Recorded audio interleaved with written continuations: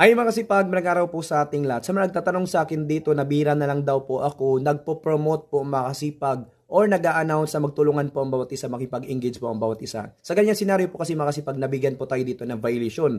No one else can see your post. We have this standard because we want everyone to feel safe, respected, and welcome. If your content against our community standard, again, your account may be restricted and disabled. You can disagree with the decision if you think that we've got it wrong. Mga kasipag, ito po yung ating laging pinopost po everyday po mga kasipag. Yan po yung lagi kong pinopost. Gusto ko po makatulong at makipag-engage po ang bawat isa.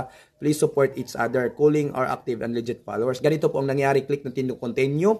Nabigyan po tayo dyan ng violation po masipag. Spam po. Community standard po masipag. Bakit? Kasi mga kasipag, posting or commenting too much in a short amount of time. So isa po yan sa dahilan kung magkaroon tayo ng mga spam violation. Repeating the same post or comment many times. So yan mga kasipag, isa po yan sa dahilan kung bakit tayo nagkaroon ng mga violation. Yung paulit-ulit na pinopost po natin. Lalo na po yung pagpo-promote po mga kasipag, lalo na yung napakaraming paulit-ulit din in a short time. So wala itong tinatagal. So walang duration na gap nito na pinatatagal talaga. Talaga sunod-sunod karamihan sa pagla-live ito sa mga comments na gustong manalo po mga kasipag.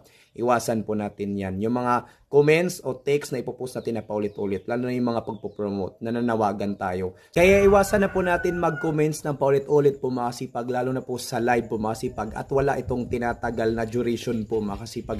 Para maiwasan po natin yung spam violation po mga kasipag, lalo na yung pagpo-promote. So gaya sa akin mga kasipag, dahil gusto ko po makatulong mga kasipag, so palagi ko pinopost yung calling all active supporters po mga kasipag, gaya nito mga kasipag, yan followers na wala pang 10k dyan. So dahil ganyan po ang paulit-ulit kong pinopost everyday po mga kasipag, nanawagan ako na makipagtulungan po ang bawat isa para dumami po ang followers ng bawat isa. Ganito po ang nangyari mga kasipag, nabigyan po talaga siya ng violation po, spam po mga kasipag, dahil sa text na ito, sa caption na paulit-ulit po mga kasipag. Kaya maging aware po tayo dito para hindi po tayo magkaroon ng violation dito mga kasipag.